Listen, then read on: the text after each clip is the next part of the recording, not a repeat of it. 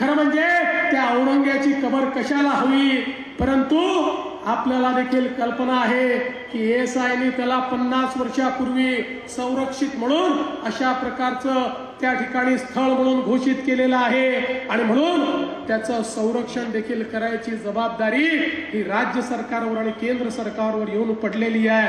काय दुर्दैव आहे, ज्या औरंग्याने आमच्या हजारो लोकांना मारलं त्याच्याच कबरीचं संरक्षण आम्हाला करावं लागतं। पण एक वचन तुम्हाला निश्चितपणे देतो, काहीही झालं तरी या महाराष्ट्रामध्ये औरंगजेबाच्या कबरीचं महिमा मंडन होऊ देणार नाही, त्याचं उदात्तीकरण होऊ देणार नाही। त्याचं उदात्तीकरण करण्याचा कोणी प्रयत्न केला तर तो प्रयत्न त्याच ठिकाणी चिरडून टाकण्याचं काम या आम्ही केल्याशिवाय राहणार नाही।